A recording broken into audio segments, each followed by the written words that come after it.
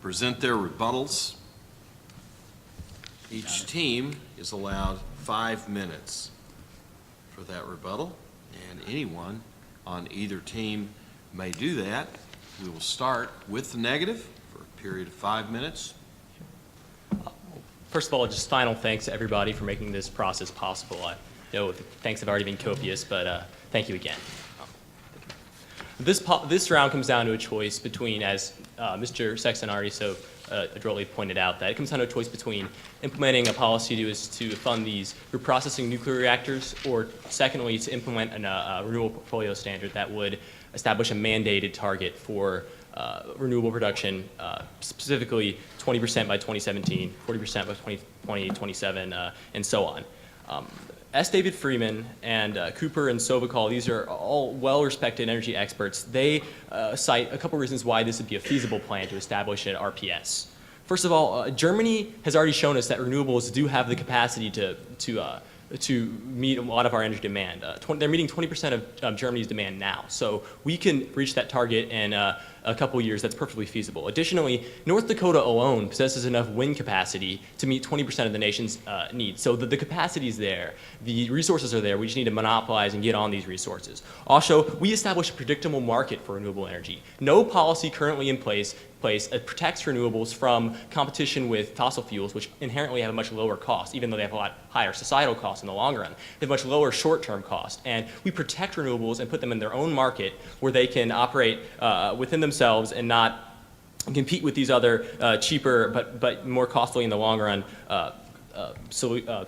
energy sources. A couple reasons why implementing nuclear power would be a bad idea.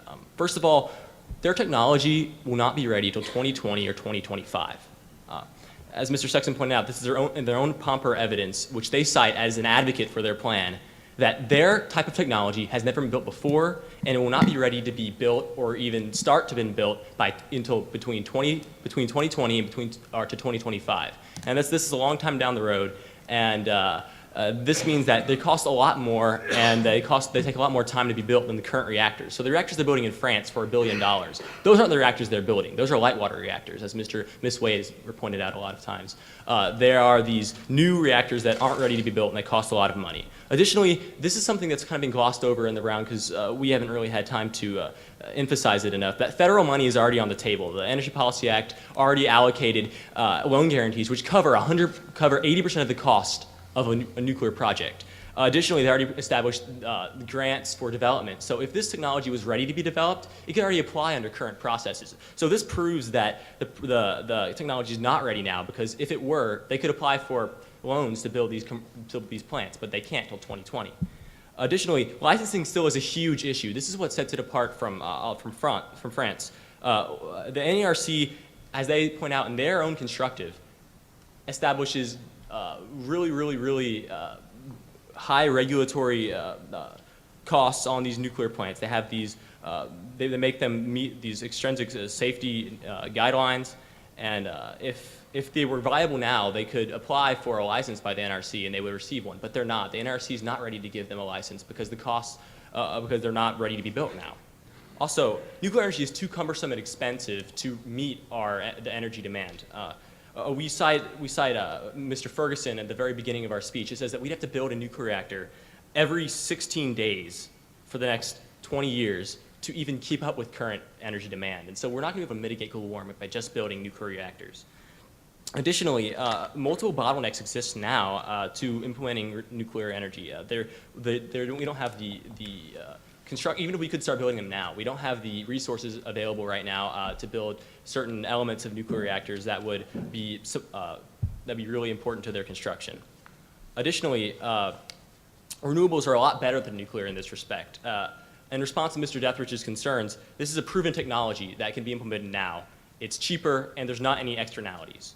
On to the externalities. First of all, there's waste. As Ms. McArdle pointed out, you can never eliminate human error. There's always going to be the risk of a meltdown, always going to be the risk of terrorists taking this material and using it for bad measures. So nuclear energy always poses inherent risk, and these risks are important for one reason. First of all, they scare off investors, and so that investors don't want to invest in nuclear energy because there's such high externalities associated with it. Additionally, you're always going to have waste. Your reprocessing cannot ever destroy all the waste. There's always going to be some left over. Their own Beck and Grimson site states that the waste left over is even more radioactive and even more applicable to building a dirty bomb or a nuclear weapon. So they don't actually mitigate this problem at all. So in conclusion, we should prefer to implement RPS to solve our energy needs to this nuclear energy program, which is not implementable now, will take a long time, it's very costly, and does not sufficiently address the problems they isolate. Thank you. Thank you.